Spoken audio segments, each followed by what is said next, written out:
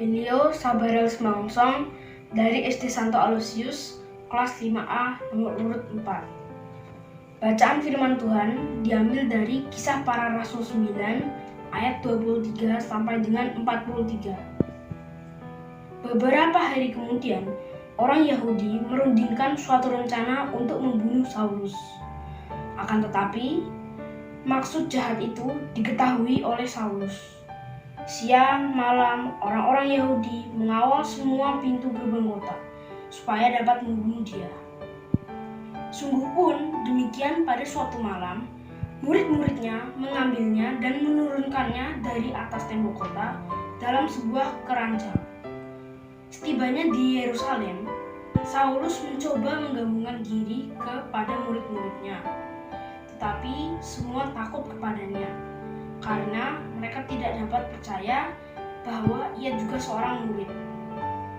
Tetapi Barnabas menerima dia dan membawanya kepada rasul-rasul dan menceritakan kepada mereka bagaimana Saulus melihat Tuhan di tengah jalan dan bahwa Tuhan berbicara dengan dia dan bagaimana keberaniannya mengajar di Damsyik dalam nama Yesus.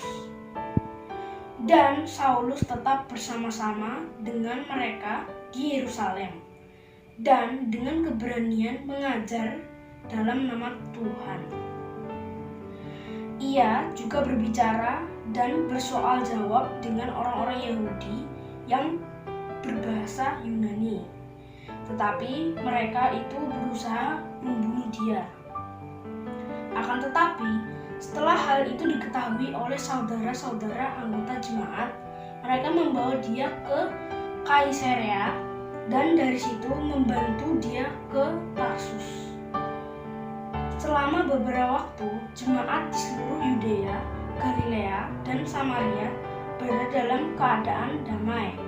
Jemaat itu dibangun dan hidup dalam takut akan Tuhan. Jumlahnya makin bertambah besar oleh pertolongan dan penghiburan Roh Kudus. Pada waktu itu, Petrus berjalan keliling, mengadakan kunjungan kemana-mana. Dalam perjalanan itu, ia singgah juga kepada orang-orang kudus di Lida. Di situ, didapatinya seorang bernama Eneas, yang telah 8 tahun terbaring di tempat tidur karena lumpuh. Kata Petrus kepadanya, "Eneas, Yesus Kristus menyembuhkan engkau. Bangunlah dan bereskanlah tempat tidurmu." Seketika itu juga bangunlah orang itu.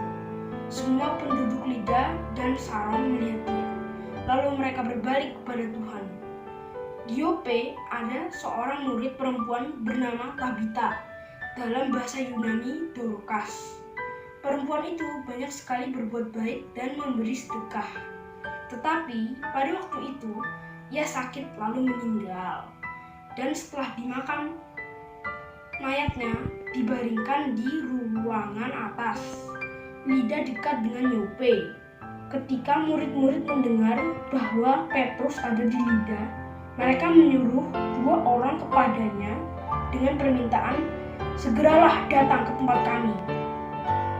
Maka berkemaslah Petrus dan berangkat bersama-sama dengan mereka. Setelah sampai di sana, ia dibawa ke ruang atas dan semua janda datang berdiri di dekatnya sambil menangis.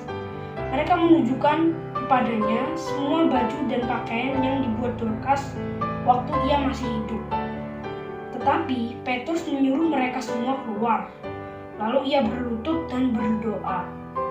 Kemudian ia berpaling ke mayat itu dan berkata, "Tabita, bangkitlah." Lalu Tabita membuka matanya dan ketika melihat Petrus, ia bangun lalu duduk. Petrus memegang tangannya dan membantu dia berdiri. Kemudian ia memanggil orang-orang kudus beserta janda-janda, lalu menunjukkan kepada mereka bahwa perempuan itu hidup. Peristiwa itu tersiar di seluruh Yope dan banyak orang menjadi percaya kepada Tuhan. Kemudian daripada itu, Petrus tinggal beberapa hari di Yope di rumah seorang bernama Simon, seorang penyamar kulit. Demikian firman Tuhan. Puji Tuhan, haleluya, amin.